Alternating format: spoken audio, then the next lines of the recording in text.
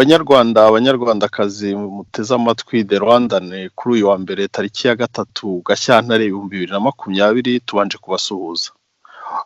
Umutumire wacu w'uyu munsi ni Dr Etienne Mutabazi, akaba ari umuvugizi w'ihuriro nyarwanda RNC mu magambo ahinnye. Mbanje kubasuhuza bwana Etienne Mutabazi. Natwe turabashuje bwana Matabaro n'abakunzi b'ikinyamakuru cyawe na Radio The Rwandan. Murakoze. Tudatinze mu magambo, twifuzaga ko mwakwibwira muri makeya bamwe mu bateze amatwi The Rwandan baba wenda batabazi.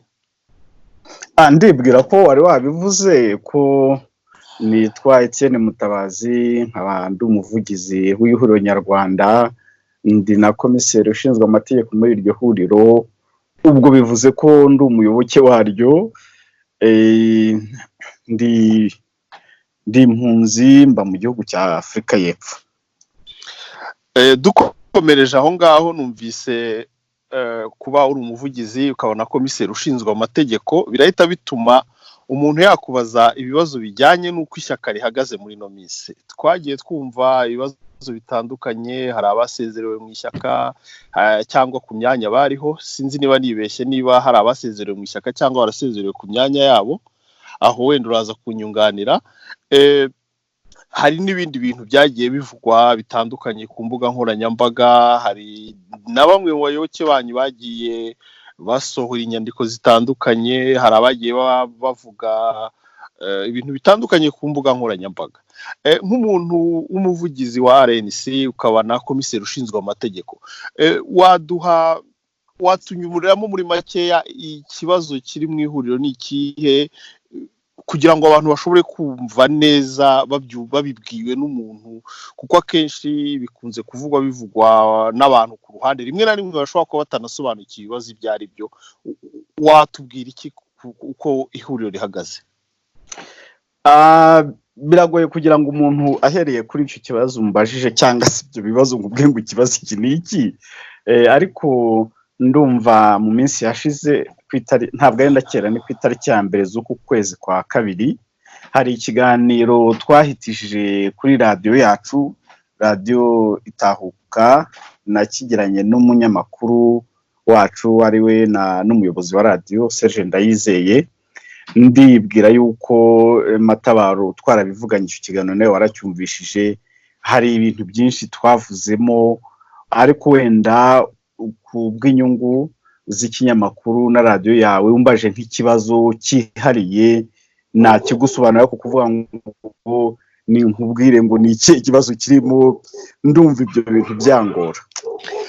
Noneho kugira ngo tworoshye ikibazo, wenda icyo kibazo twakigabanyamo wenda ibice bibiri cyangwa bitatu, tukaba twareba wenda tukahera ku gice wenda cy'ikibazo cy'abantu basezeye mu ihuriro, cyane cyane wenda duhereye kuri bariya bari mu kanama k'inararibonye. Byaba imisezerere yabo yaba yaraturutse kuki? Ni ikibazo gisanzwe kibaho mu ihuriro cyangwa hari indi mpamvu yaba idasanzwe yaba yarateye ko kwegura? Oya, ndumva abantu batagombye no kubigira ibintu biremereye. Twarabisobanura bihagije yuko burya niba umuntu yakoraga akazi akanaka, noneho rimwe akabyuka akavuga ati wenda ku mpamvu zanjye bwite ndasezeye, ndumva umuntu atagombye kujya muri byinshi ngo yibaze ngo bigenze ngo ni iki kibaye, ngo uko kanaka asezeye, kuko burya rimwe mu mahame tugenderaho nuko abantu baza mu ihuriro ku bushake bwabo. Niba bashatse rero wenda no gusezera, kuko umuntu ashobora kugira impamvu nyinshi, hari izo wenda wakeka, hari izo akubwira, hari izo yaba yanditse. Ndumva iyo ugize amahirwe ukabona mu nyandiko, naho ngaho kuri twebwe tubifatira, ntabwo tujya kujombora ngo tuvuge ngo buriya ngo hari izindi mpamvu zibyihishe inyuma. Ibyo ngibyo byaba wenda ari ukugondoza uwo baseze. Tugomba no kumuha uwo mwanya n'ubwisanzure wenda abantu batari mu ihuriro bazabyibazaho byinshi, ariko twebwe impamvu umuntu aba yatanze ziba zihagije. birumvikana.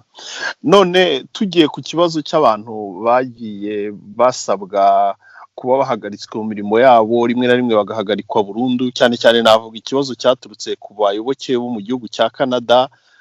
Icyo wenda twaba twagifatanya na kiriya kibazo gikunze kuvugwa cyane ku mbuga nkoranyambaga kijyanye na komiseri wari ushinzwe iby'ubushakashatsi Jean Paul Turayishimye.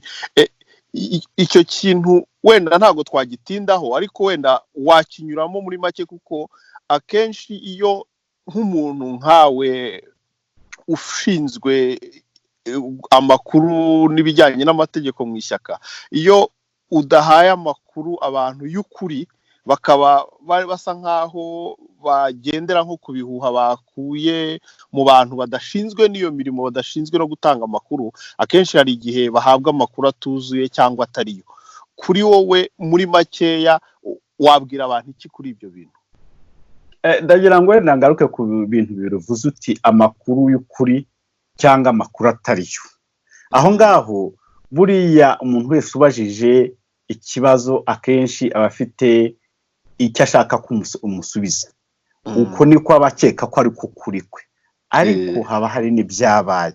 Ndumva Bwana Matabaro umuntu w'umugabo mukuru ujijutse, inyandiko nyinshi abo bantu cyangwa se ayo matsinda yombi uvuze, ni ukuvuga bari abayoboke b'ihuriro muri Canada na ko wahoze ari komiseri Turayishimye.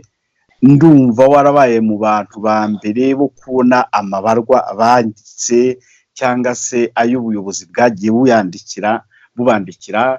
Nta barwa nkeka n'imwe ikinyamakuru cyawe kitabonye.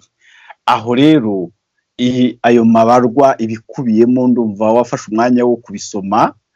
N'ibiriya bihari, n'ibiriya twakozeho, tureba mu ihuriro ryacu niba ari ibintu bijyanye n'imigabo n'imigambi twiyemeje, niba ari ibintu bijyanye na statut zitugenga, niba ari ibintu bijyanye n'amategeko agenga imyitwarire y'abayobozi n'abayoboke. Noneho duhereye kuri ibyo ngibyo dufata ingamba zishinzwe kubahiriza ayo mategeko twishyireho. Ndumva twarabisobanuye mu kiganiro twatanze ku itariki ya mbere y'ukwa kabiri. Buriya rero uretse wenda kuba sinzi ijambo nakoresha, gushaka wenda kari murori, kuvuga uti wenda hariya hirya kure wenda hari ikindi kintu nka ya nkukwiraha ishaka ntuzi uburyohe hasi, sinzi ikintu umuntu kirenze biriya n'ibyemezo byafashwe n'inyandiko mwabonye, ugiye uzikurikiranya itariki nyuma y'itariki, inyandiko nyuma y'indi nyandiko, nawe wakwiboneramo uko kuri kudasanzwe numva urimo kumbaza Bwana Matabaro. Wenda dukomereje kuri icyo kibazo ariko dusoza kuri iyi ngingo, hari ibaruwa yanditswe n'abantu bamwe bari mu ihuriro nyarwanda, harimo Madamu Leah Karegeya, harimo Jean Paul Turayishimye, nabonyemo na ba Emile Rutagengwa n'abandi benshi. Ese irya baruwa ko ngo yasabaga ko ngo habaho amavugururwa muri RNC, hakaba ibintu byo guhindura inzego n'ibiki, mwayakiriye mute? Iriya baruwa muyifata gute? Ko nubwo numvise mu kiganiro mwawe mutanze muvuga ko mushobora kuba niyo baruwa ahubwo itarabagezeho, ariko abitwa ko abayanditse ntabwo bigeze bahakana ngo bavuge ko atari bo bayanditse. Mwarayakiriye, mwarayibonye, mwarayisubije, cyangwa kubera ko itabagezeho mu buryo bwabigenewe inyandiko zibageraho wenda muyifata nkaho ari za nyandiko bita tracta? Oya Matabaro, ndumva mbere na mbere icyo kibazo cy'izo nyandiko, iyo nyandiko specific uvuze nacyo twaragisobanuye ku itariki ya mbere. Buriya ikiganiro baracyumvisha icyo kintu twakigarutseho, tuvuga yuko izo nyandiko nta gaciro twazihaye. Twavuzemo ibintu bibiri by'ingenzi. Icya mbere, baravuze ngo bandike ngo ku bayobozi cyangwa ku buyobozi ibintu bimeze nka gutyo bw'ihuriro. Ubuyobozi bwacu nubwo bwitwa gutyo bufite inzego buriho. Ndasubiramo ko dufite urwego rw'akarere, dufite urwego rw'intara, dufite komite nshingwabikorwa nkuru ifite biro yayo igizwe n'abantu 6, dufite n'amatsinda ahoraho ariko ubwo ni komite nshingwabikorwa nkuru. Twasobanuye yuko igihe wandikiye komite nshingwabikorwa nkuru ihagarariwe niko amategeko avuga na Bwana Jerome Nayigize iki, iyo bamwandikiye kandi numva hari n'andi mabarwa wabonaga bamwandikiye n'intuze gutyo. Hanyuma ikindi twasobanuye, icyo ni icya kabiri, dufite imikorere yacu yanditse mu mategeko yacu twumvikanyeho, bariya bayoboke bagomba kuba bazi kuko harimo n'abanyamategeko. Ariko niba ubunye umuntu uri mu ntara ya Afurika y'Epfo ari ku nyandiko imwe n'umuntu uri mu Busuwisi n'umuntu uri mu Bufaransa n'abantu babiri bari muri Leta Zunze Ubumwe za Amerika, noneho ukatubwira ngo nidusubize mbere na mbere inzego zacu ziteye gute, niba umuyoboke afite ikibazo kigomba kujya hehe, kuko twibukiranye ko buriya turimo kubaka ikintu twita ubuyobozi, turimo gushaka ko ibyifuzo by'abayoboke bihera aho bari. Mu Cyongereza babigita constituencies. No mu bihugu bimwe na bimwe nko muri Afurika y'Epfo aho ntuye nzi yuko niyo hagiye kuba amatora na perezida asubira aho yavukiye akaba ariho atorera, kuko niho constituency ye iri, niho branch ye iri, niho agenda akajya gukorera ibirebana no kwiyamamaza no gutora. Iyo rero abantu bavuze ngo hagomba amavugurura, kereka niba ari ayo mavugurura, ariko nanone ntupfa kuvuga ngo hagomba amavugurura gusa, nibura wagombye no kuzana umushinga ugatanga isobanura mpamvu ry'ayo mavugurura nayahe. RNC yagiyeho mu mwaka w'ibihumbi 2010 mu kwezi kwa 12, tugenda dushyiraho buhoro buhoro tubaza abayoboke bacu amategeko, ibyifuzo, ibitekerezo bumva byajya mu mategeko yacu, tugenda buhoro buhoro. Hari stati twabanje kugenderaho mbere tusanga zikeneye kuvugurwa, turabikora mu mwaka w'ibihumbi 2015, turagumya turabidevelopa, tuza kwa adopta statut n'amategeko ngengamyitware, ndibwira nko ku itariki ya 29 cyangwa ya 30 z'ukwezi kwa 8 mu bihumbi 2017. Ayo niyo mategeko atugenga, niyo buri muntu wese ushyira mu gaciro, atari gusa umuyoboke w'ihuriro, atari umwe mu bayobozi nk'abariya, kuko benshi nzi ko ari abayobozi, yagombye guheraho. Wanavuga utuwe na nkeneye yuko haba amavugururwa, ukazana umushinga, kuko tujye dutandukanya inyandiko zigamije gusa guteza impagarara, zigamije ibintu ntamenya, guteza akajagari, ikintu nakwita imvuru. ariko uvuge wenda nasanze izi nyandiko zitajyanye n'igihe, uti wenda ingingo iyi ntijyanye n'igihe, njye numva nayivugurura kuri ubu buryo. Nasanze uko inzego ziteye bitakigezweho, ngewe dore icyifuzo, dore umushinga ntanze, dore urwego ngiye kuganiraho. Ariko rero kubera ko muri iki gihe guhana amakuru birihuta, abanyarwanda burya tugomba kuba twibwira ko turi n'abanyabwenge cyane, ukabufasha urutsinga ugashakisha muri network yawe undi muntu wenda nawe ubyumva kimwe nawe. Hari ikintu mu Gifaransa bita solidarité dans l'erreur, gufatanya mu mafuti, gufatanya abantu badakurikije ibyo baba barumvikanyeho bwa mbere, cyangwa se ngo babihereho kugira ngo bazane ikindi kintu gishyashya kigirira abantu akamaro, kandi bavuge neza ikibari ku mutima. Aho rero ziriya nyandiko twarabisobanuye bihagije mu kiganiro twatanze ko nta gaciro tuziha, nta n'ako duteganya kuziha. Wenda kugira ngo tumare amatsiko abantu bamwe na bamwe bibaza, hari utubazo tw'amatsiko abantu baba bafite. Ese mu ihuriro nyarwanda RNC birashoboka ko umuyoboke ashobora kwirukanwamo burundu, atari ukuvuga ngo hagaritswe ku mwanya runaka cyangwa yirukanwe ku mwanya runaka, ndavuga kwirukanwa nk'umuyoboke w'ihuriro? Kuko icyo kibazo abantu benshi barakibaza, cyane cyane ko ubona abantu navuga ko bafitanye ibibazo n'ubuyobozi bw'ihuriro, ubona bisa nkaho byananiranye kuba bakurwa mu ihuriro cyangwa bashyirwa iruhande.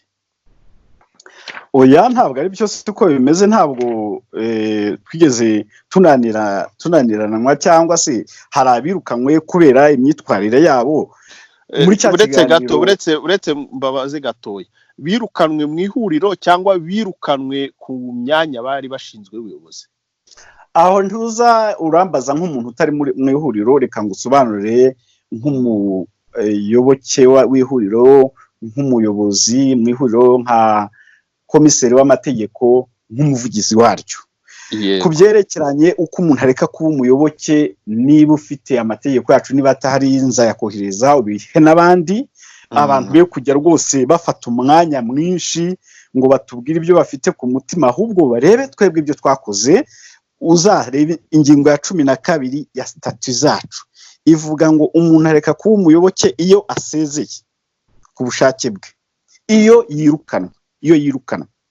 Twirukanye abantu 4 bo muri Canada, sibyo? Iyo birukanwe mu ihuriro burundu, ntago birukanwe ku myanya yabo. Birukanwe burundu. Ibyo bintu babyita expulsion, biteganywa no mu ngingo ya 35. Uretse nze nyirebe kugira ngo ntakubwira ibitari byo. 35 y'amategeko agenga abayoboke n'abayobozi, irebana n'intuza n'ibihano mu rwego rwa discipline bishobora gufatirwa umuyoboke udakurikiza amategeko. Ni ingingo ya 35 igika cya 7, sibyo? Ko umuntu ashobora kwirukanwa muri RNC. Nibyo twakoze kuri bariya bagenzi bacu bo muri Canada. Wenda tukubajije, Leya Karegeya, Jean Paul Turayishimye cyangwa wa Emile Rutagengwa, bo ntago birukanwe mu ihuriro. Ndavuga bari abanditse iriya baruwa ejo bundi, bo baracyari abayoboke b'ihuriro. Umbabarire kuba nakoresha wenda amagambo wenda atari meza, navuga nti ibyo nukuvangavanga. Tugende wenda umwe kuri umwe. Emile Rutagengwa aba mu ntara ya Afurika y'Epfo, sibyo? Aba mu ntara ya Afurika y'Epfo. Leya umuganwa Karegeya aba na Jean Paul Turashimye baba mu ntara ya Amerika. Icyo gisobanuke, sibyo? Noneho rero abo baracyara abayoboke. Hari umwe tutazi n'icyabimuteye, kuko ndakubwiza ukuri ntajya nagaragara mu kintu icyo ari cyo cyose. Ni umuntu uhora aba yibereye mu bintu bye. Ibyo ntabwo wabimurengagiza kuko ni ubuzima bwe bwite. Aho aba muri Afurika y'Epfo nta rwego uzamusangamo, azakubwira ko ari umuyoboke. Kimwe nuko uzumva abandi hanze aha hari abantu rwose ihuriro bararikunze cyane, uzumva umuntu ngende mu ihuriro, n'uwo utarabona, n'uwo udafite kuri liste y'abayoboke, n'utajya atanga umusanzu, ngende mu ihuriro, ntiwarinzanyemo, ntiwarimvanyemo. Cyo kora ni byiza kuko byerekana ko abantu bakunda ihuriro. Ibyo turabyishimira. Uwo mugabo rero nawe uvuga yitwa Emile Rutagengwa, ndamuzi neza pe. Aba muri Afurika y'Epfo, aba muri province yitwa Gauteng. Yakagombye kuba ibintu byabivugira mu karere atuyemo ka Gauteng. Nta kibazo na kimwe twigeze twumva. Ukurikiye ako karere yaje atubwira ati hari umuyobozi wacu ufite iki kibazo iki n'iki kititaweho. Leya Karegeya na Jean Paul Turashimye baba mu ntara ya Amerika, nabo ntabwo birukanwe nk'abayoboke b'ihuriro. Leya Karegeya yasezeye ku mwanya we yari yaratorewe uhagarariye komisiyo ngishwanama y'inararibonye, kuko icyo kintu cyangishwanama nacyo hari abakibagirwa, kuko iyo ni ruri mu umwe komisiyo ngishwanama n'urwego rwunganira ubuyobozi. Ni ukuvuga yuko iyo bibaye ngombwa ubuyobozi bw'ihuriro, ni ukuvuga komite nshingwabikorwa nkuru, ishobora gusaba abo bantu bari muri iyo komisiyo, maze ari abantu 4, ko wenda bayigira inama. Iyo usabye inama burya ntiba bivuga ko ugomba byanze bikunze gukurikiza iyo nama, ubugira ngo nufata icyemezo uba ufite amakuru yose ahagije, kuko hari abantu babyitiranye. Now Jean Paul nawe ari mu ntara y'Amerika, ntabwo umukuru w'intara y'Amerika yavuze ati dore ibibazo dufite mu bayoboke bacu. Ntabwo rero twigeze dushobora kumva ukuntu umuntu wo mu ntara ya Afurika y'Epfo, abo mu ntara y'Amerika, abo uwo mu Busuwisi, uwo mu Faransa bakora ikintu gishyashya, bakavuga ngo ku buyobozi nimukora ibingibi, dukeneye ivugurura, dukeneye impinduka, dukeneye inzibacyuho. Wenda niba ari nk'ikintu gishya, ubundi buryo bushya bashoboye gukora, ubwo byakorwa byitira irindi zina, ariko si ku ihuriro dufite kugeza uyu munsi turi kuvugana, kugeza kuri iyi saha ntabwo ariko biteye. Ibyo ndumva byumvikanye neza. None nyuma y'iki kintu kimeze nk'inkubiri cyangwa serwakira, ihuriro nyarwanda rihagaze rite? Ndagira ngo twe kujya dukabiriza ibintu, nta nkubiri bibaye, nta serwakira. Ndakubwira sibwo bwa mbere mu miryango imeze nk'ihuriro kuba abayoboke bavamo ku bushake bwabo, cyangwa bareka imirimo yabo ku bushake bwabo, kuba abantu bakwirukana. Sinjya nibaza impamvu abanyarwanda dukunda gukuririza n'ibitari ngombwa. N'iki kirimo nta nkubiri yabaye, nta gikuba cyacitse. Uko abantu baza niko bagenda, ni nabwo burenganzira duharanira yuko umuntu yisanzura. Ni bumwe mu buryo bwo kwisanzura, ukavuga uti ngiye mu kintu, niba numva kitakinshimishije nshobora kuvamo, niba numva hari ubundi buryo na ikindi cyerekezo naho ubuzima bwanjye, ngiye gufata icyo cyerekezo. Aho gukoresha ayo magambo aremereye, nibyo nabonye wenda abanyarwanda benshi dukunda, byacitse, byayobye, imvura ntikigwa. Ntabwo ariko byagenze, kubera ko bariya ni abantu baje ku bushake bwabo, bakora imirimo tubashimira.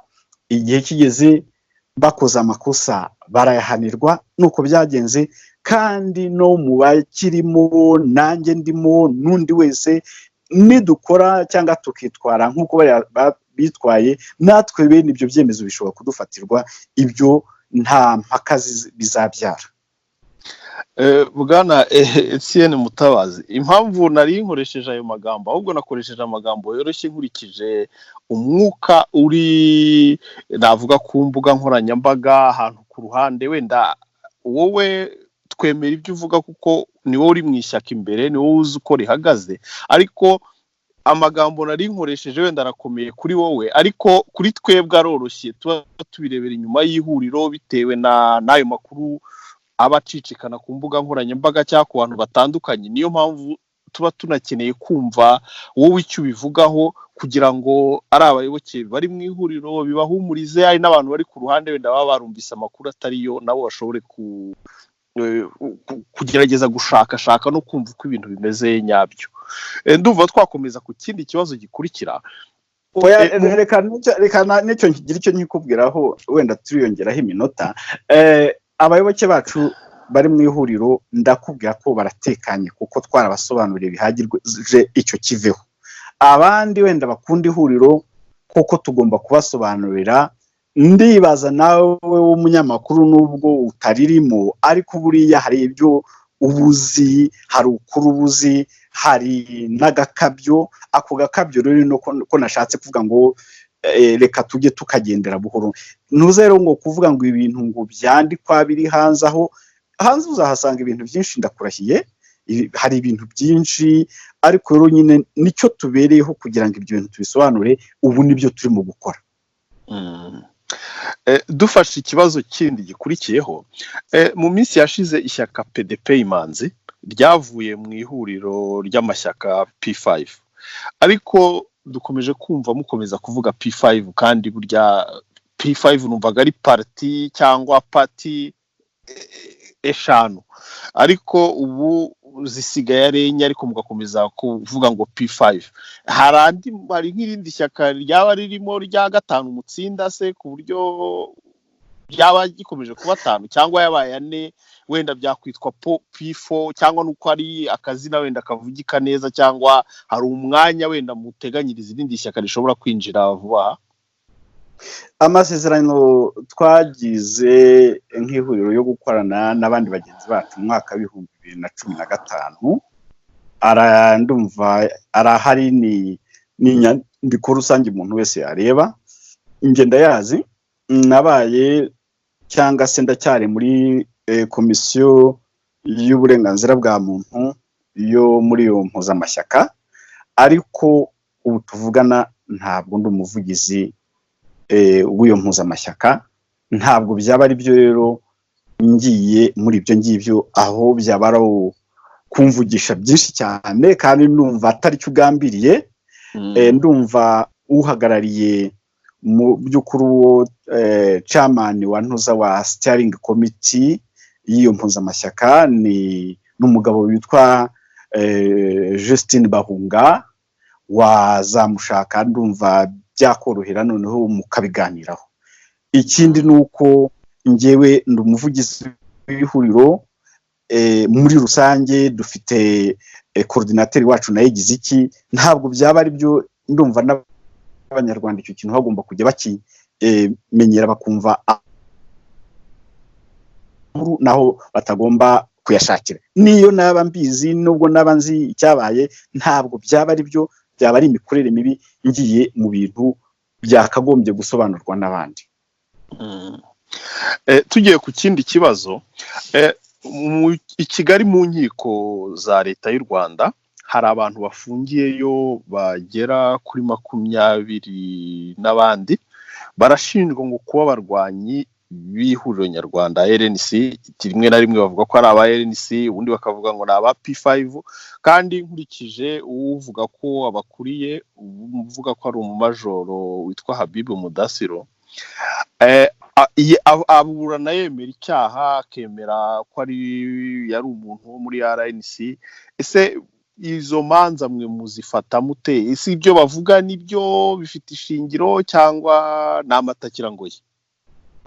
Iyo bigeze mu bintu biri mu nkiko byo burya bisaba kugira ngo witonde.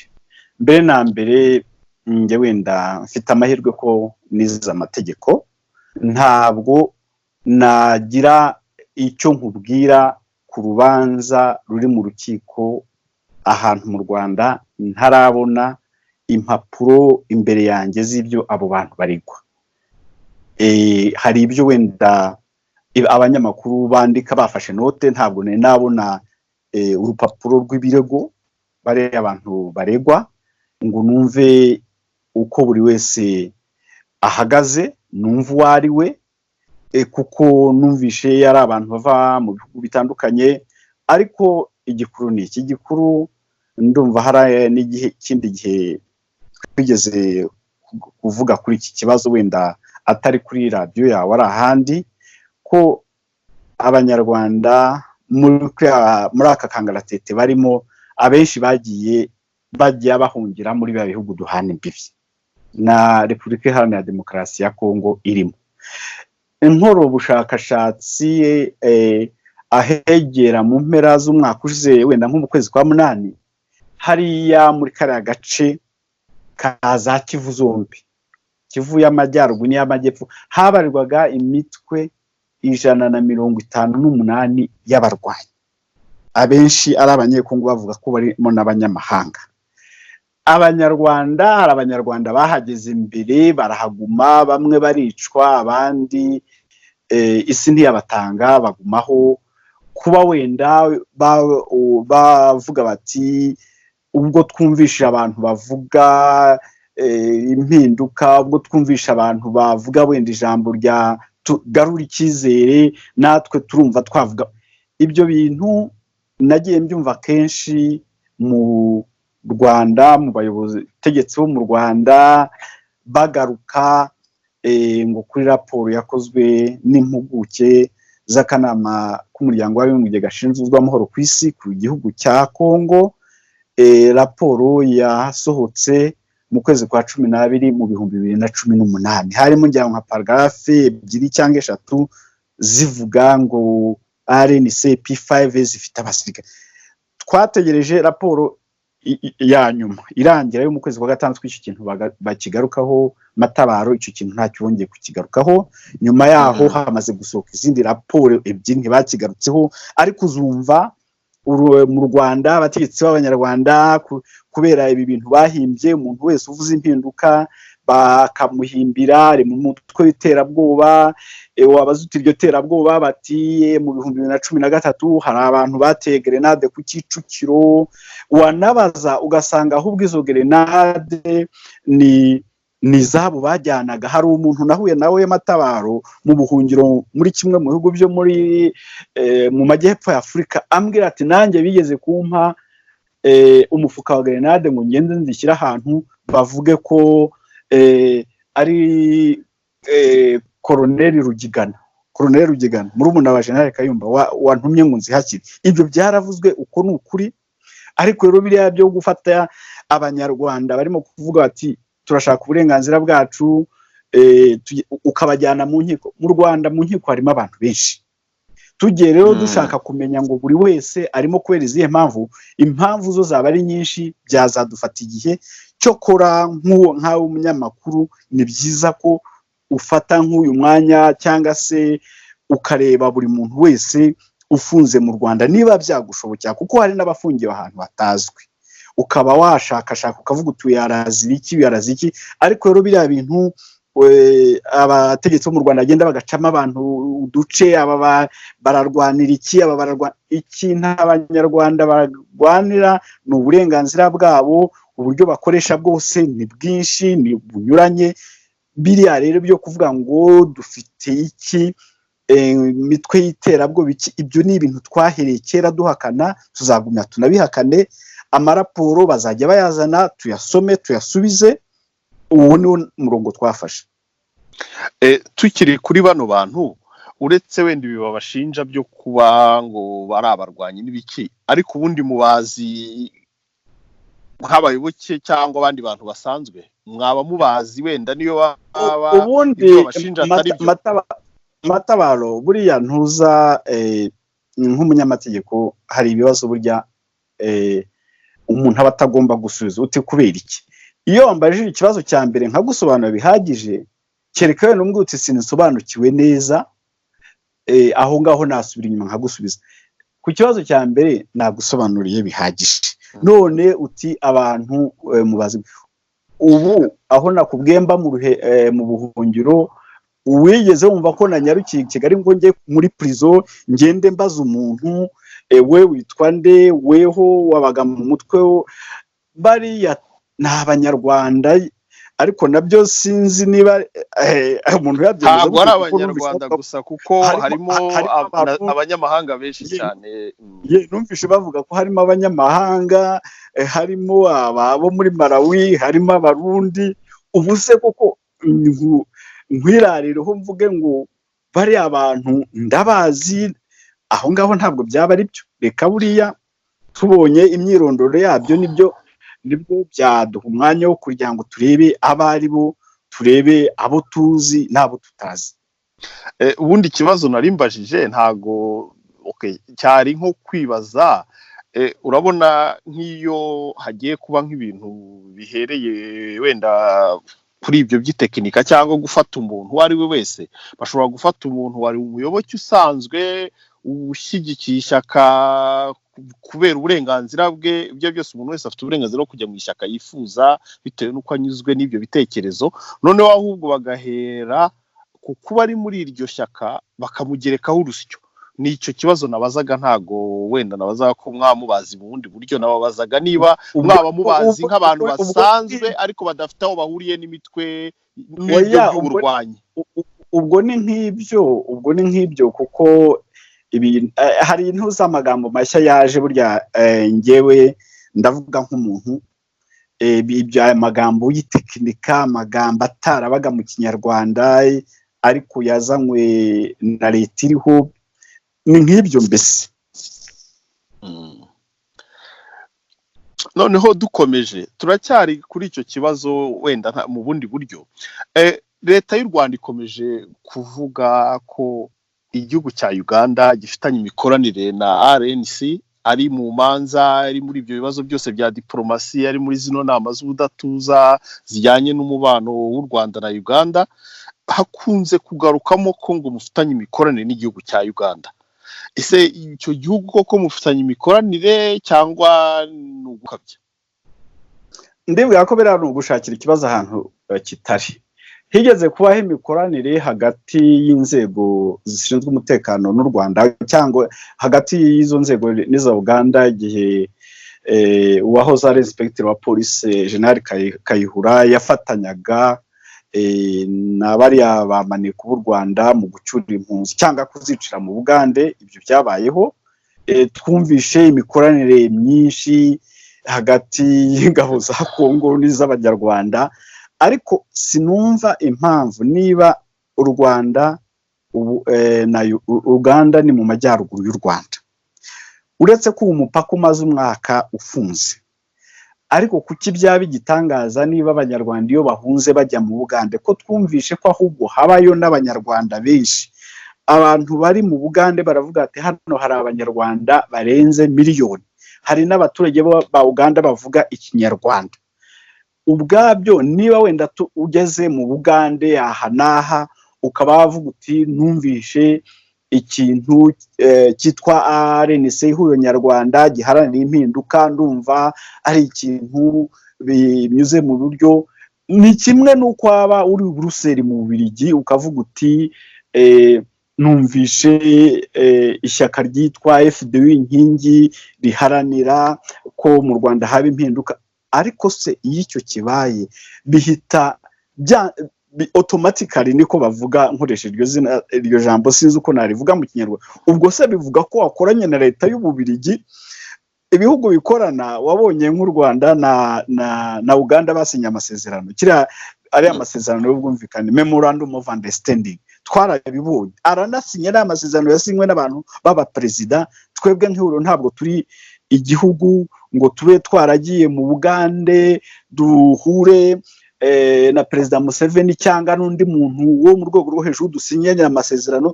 Ni ukumva ngo bivugwa nande, ibimenyetso biri hehe? Biriya rero Matabaro, nk'umuntu w'umunyarwanda uhangayikishijwe n'impinduka, tugomba kujya tureba ibintu biri mu kuri. Biriya ni ibihugu duhana imbibi, buri gihe uzumva Abanyarwanda bariyo, uzumva Abanyarwanda bari muri Tanzania, uzumva Abanyarwanda bari mu Burundi, uzabumva muri Kongo nubwo babacyuye ntibarangiye, uzabumva ahantu hose, uzabumva muri Kenya. Ndavugira ahantu natembereye, wenda simpakubwira kano kanya. Ubwo se bivuga ngo bakorana iki gute?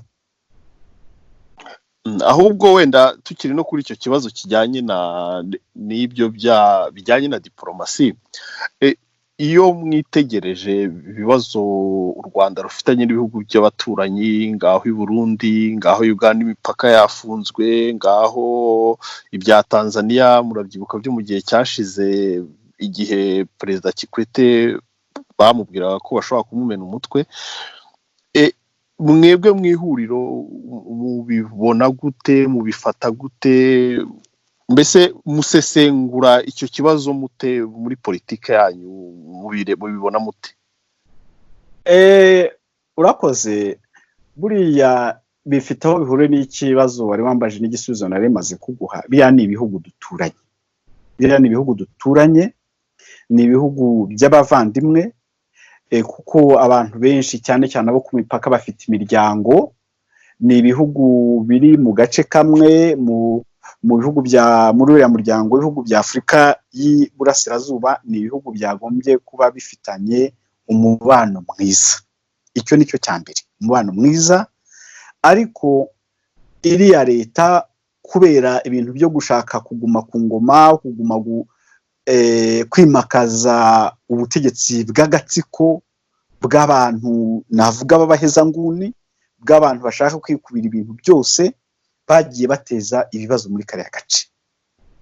Nta kibazo kiri hagati y'igihugu cyitwa Uganda n'igihugu cyitwa u Rwanda. Ibibazo ni ibibazo byatewe n'ubuyobozi bwa Perezida Kagame bwohereza abanyarwanda bo mu nzego z'iperereza bo kujya guhiga abanyarwanda bahungiyeyo cyangwa bahanyuze, zo kujya kwibasira abagande. Hari abagande benshi bagiye bicwa cyangwa se bagiye bapangirwa kwicwa. Hari n'abavuga ko na Perezida Museveni bigeze, abo nibo bagiye bateza ako gatsiko n'umukuru wako nibo batejeje ibyo bibazo bihari. Ntabwo ari ibihugu byombi bihanganye, kuko abaturage b'ibyo bihugu byombi ni abaturage b'abavandimwe bagenderanira, babanye igihe kirekire na Kagame atarabaho, nawe yari yarahungiye ahubwo. Ikindi wavuze uti Perezida Kikwete umanza ari mu mwaka w'2013, uriya nawe ibintu byose ubunzi ko ariho ku cyambu cya Dar es Salaam ariho ibicuruzwa byose bijya mu Rwanda bisigaye binyura. Wenda ni nacyo gituma bafite ririya vugonyo, kuko ibintu bishobora kunyura hariya. Wenda mu Bugande simbizi, Bugande ntibwigeze bufunga imipaka hariya. Rero ni ikintu gihangayikishije mu rwego rw'imibanire y'igihugu, mu rwego rwa diplomasi nk'uko wabivuze. Ni ikintu rero nk'ihuriro n'aba bo dufatanije kiduhangayikishe, tuvuga tuti umunsi twebwe twageze muri leta, kiriya kiri mu bibazo byihutirwa tugomba kongera gusubiza mu buryo, kugira ngo dutange ituze, twongere tuganize abaturage bo muri kariya karere, tubabwiye tuti nta kibazo kigeze gihaba hagati y'ibihugu byacu. Ingorane twagize nuko hari imyaka iyi nitwa igihugu cyagushije cyane, kigira abategetsi ba katabirora bareba gusa ibyabo, bigurukira mu ndege, badahangayikishijwe n'imibanire myiza y'abaturage b'abavandimwe. Aho rero ni ikibazo ubu kiriho. Dugumya dusenga, ababyeyi muri twe bafashe iby'iburyo bavuga bati abantu uriya mutegetsi azashyire mu gaciro, afungure. Uganda yatangiye gufata ingamba nyinshi, yarazifashe, ibyo turabyumva. N'ejo umanza barasinye u Rwanda, ariko uri bubone buriya babandi bandika kuri Twitter ubu amagambo mabi y'urukozasoni y'ibitutsi bayateguye, baguma kwibasira igihugu cya Uganda. Ariko nitugera muri leta, biriya bintu bizaba biri mu bintu byihutirwa byo guhita bikemura. Wavuze ibintu bijyanye n'ubuhezanguni bihita bituma binjyana ku kindi kibazo. Tariki ya 23 z'ukwezi k'Ugushyingo 2019, General James Kabarebe wabaye minisitiri w'ingabo mu Rwanda, akaba n'umugaba mukuru w'ingabo zaba ari iz'u Rwanda zaba ari iza Kongo, ubu akaba ari umwe mu bajyanama ba Perezida wa Repubulika Paul Kagame ku bijyanye n'umutekano. Hari ijambo yabwiye urubyiruko, arishishikariza kureba uburyo ngo abanyarwanda batuye hanze ngo ari bo bafite ubukungu bw'ibyo bihugu batuyemo, ko abana babo mu mashuri batsinda, ko ngo hari ibinyamakuru yagiye asoma akabona abana bose kuva ku wa mbere kugera ku wa 20 ari abanyarwanda, ndetse anasubiramo n'amazina yabo. Ariya magambo ameze nk'ayo gushishikariza urwango, cyangwa kuko hari aho yagiye akoresha ati abanzi bacu hariya, kandi wenda tuzi neza ko nta munyarwanda wagombye kuba umwanzi wundi. Mwebwe nk'ihuriro nyarwanda, ariya magambo cyangwa n'umunyarwanda nkawe utuye hanze, ushobora kuba nkeka ko ufite n'abana cyangwa ufite inshuti cyangwa umuryango wawe bafite abana batoya, cyangwa nawe ubwawe ku giti cyawe, ayo magambo yo guhangayikishwa nuko abanyarwanda bashobora kubaka ubuzima bwabo bari mu mahanga, cyangwa abana babo bagashobora gutsinda mu mashuri, mwabifashe mute, mubisesengura mute iyo mubyitegereje nk'abantu b'inararibonye? Ariya ni amagambo akomeye. Twagize undi mwanya wo kugira icyo tuyavugaho. Tuvuga yuko igihe umuntu w'umujenerali wabaye mu nzego z'igihugu ari minisitire w'ingabo ngira ngo imyaka yageze ku 10, umujenerali wabaye umukuru w'ingabo, umujenerali uvuga ko yarwanye akabohoza igihugu, akaba ari umujyanama wihariwe mu by'umutekano wa perezida. Ariya ni amagambo abe yerekana icyerekezo rusange, politike rusange iri mu gihugu. Mu kindi gisubizo twigeze guha indi radio twaravuze tuti umujyanama wa perezida mu by'umutekano avuga biriya bivanye hehe. Twavuze ko inama z'umutekano mu bihugu byinshi, cyane cyane mu bihugu bimeze nk'u Rwanda, aba ari inama harimo perezida wa repubulika, hari muri ya mujyanama we wabonye ko iyo basohotse niwe uburi iruhande rwe, ni nkawe nimero ya 2. Haba harimo ushinzwe iperereza, nawe n'umujenerali nzaba mwita. Haba harimo ministre w'ingabo Murasira, haba harimo umukuru wa polisi Munyuza, haba harimo umukuru w'ingabo Kazura. Abo bantu bose n'abatutsi mu gihugu kivuga ko abantu benshi ari abahutu, mu gihugu cyabayemo jenoside. Biriya ni ibintu bikomeye cyane, kuko iyo ufashe abana b'abacikacumu bafite agahinda k'ababyeyi babo bishwe muri 1994, ubeshya ko waje ukarengera bari abana abenshi ngira ngo bari mu mashuri, ukagenda ukabashyira ahantu ari abana b'ubwoko bumwe mu gihugu kirimo amoko ubwoko burenze bumwe. Biriya n'ivangura rya mbere rishobora kubaho, ni ivangura nuko tubyita. Ntawe bitaniye n'igihe cya za apartheid wasangaga abazungu b'abafrikaneri bari ukwabo, bababwira ko abirabura ari ibisimba, icyo bakwiye ari ukubashyira mu migozi bakabamanika. General Kabarebe akakubwira ati nirwa ndeba ibinyamakuru byo muri Rusutu, hari yaranabeshyi. Nicyo kikwereka abantu bababeshyi, abantu baba barimo gukoresha propagande bahereye ku kinyoma. Muri Rusutu twe dutuye muri kano gace ka Afrika y'Epfo, nta n'abanyarwanda benshi babayo, ntabwo habona bari abana. Buriya nta handi yavugaga, ariko kugira ngo buriya butumwa bwe bw'ubuhezanguni butambuke, agomba kuvuga muri Rusutu, agomba kuba ari nk'ahandi yabibonye. Ntabwo ari byo. Kabarebe naravuze nti afite akarusho, kuko buri gihe arabanza akavuga ubuzima bubi yabayeho, akavuga ngo we ngo yagize Imana, ngo aza muri first generation ngo y'impunzi z'abatutsi zari mu Bugande, ngo haraho bo yabwiye si hariya ngo iwabo bigeze niba ari gutanga inka ngo bayiha Umugande ngo kugira ngo ashobore kwiyandikisha mu ishuri.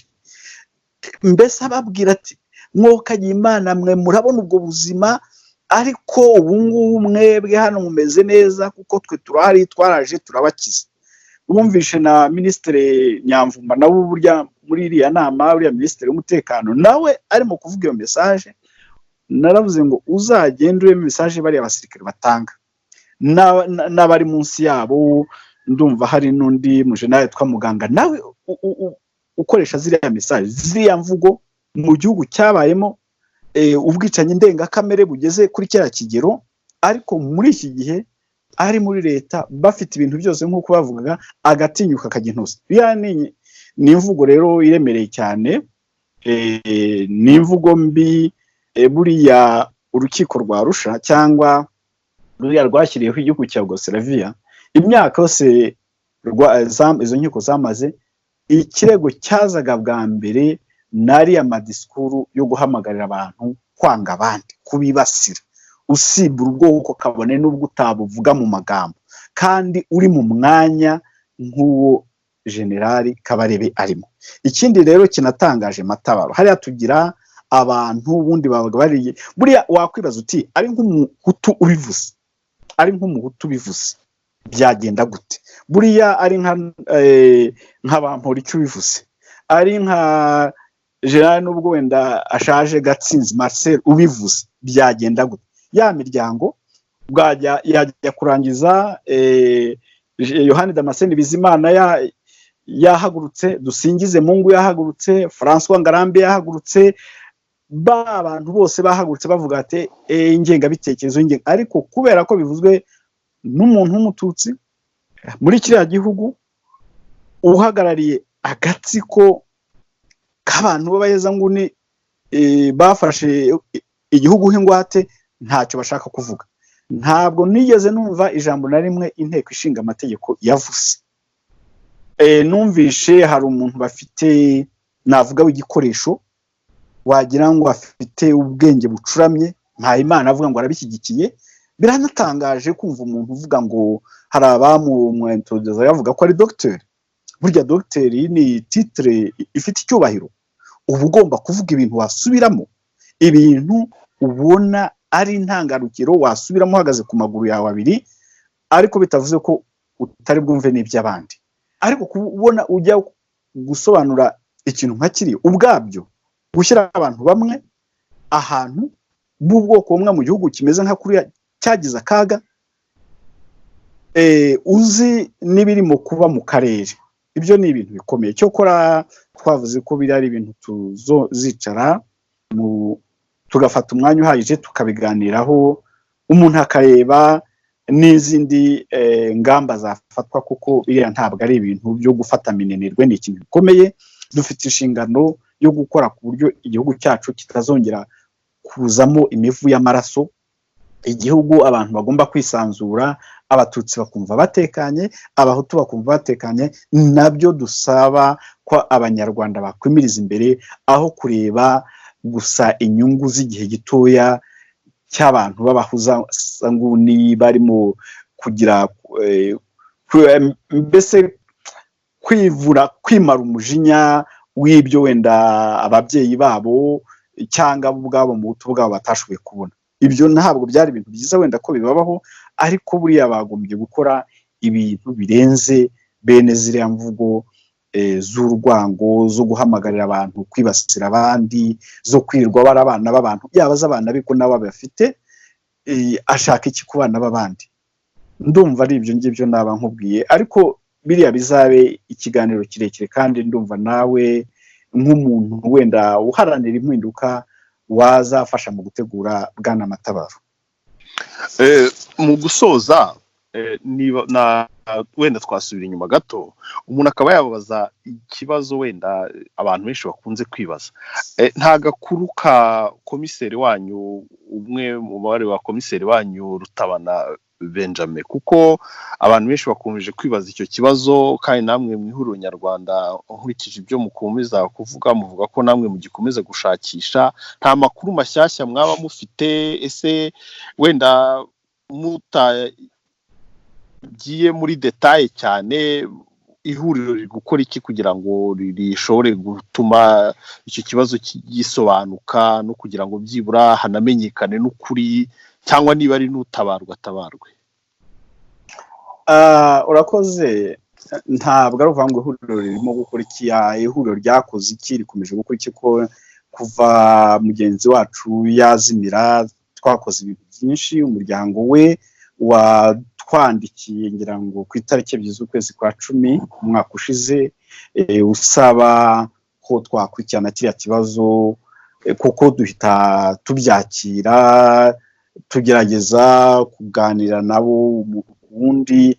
Ihuriro riza no gushyiraho komisiyo ngo ikurikirane kiriya kibazo. Nzi ko hari byinshi byagezweho wenda bitaba byiza gutangaza ubu ngubu, cyane cyane ko umuryango nawe wavuze ko hari ibyawe urimo gukora. Ntabwo ihuriro ryashoboye kubona ubufatanye n'uyu muryango, abo twagiye twegera ngo babe badufasha ntabwo babyitabiriye. Ndumva twarabavuze mu ntuza mu kiganiro twatanze ku itariki ya 1 y'ukwa 2, ariko mu by'ukuri koko icyabazo cya Benjamin Rutabana kumenya hari amerewe gute ni ikibazo gihangayikishije buri muntu. Amakuru yo araboneka, ariko ndibwira ko bitaba ari byiza, bitaba binyuze mu mucyo, mu kibazo wumva gikubiye muri ryaba rw'umuryango wanditse ko umuntu avuga apfa kuvuga ibintu utavuga uti neza neza ari ahangaha, ari twebwe amakuru yose tubonye tuyashyira ahantu. Ndibwira ko n'umuryango urimo gukora ibyo bintu ushyira amakuru hamwe, tukaba dusaba n'Imana ko aho yaba ari guma kumurinda, igaguma kumukomereza ubuzima, igakomeza umuryango we, igakomeza abavandimwe be, tukazongera tukamubona, nawe umbaza ikibazo ukaba wamubona mukaganira. Nibyo rero naba nkubwiye ntagiye muri menshi.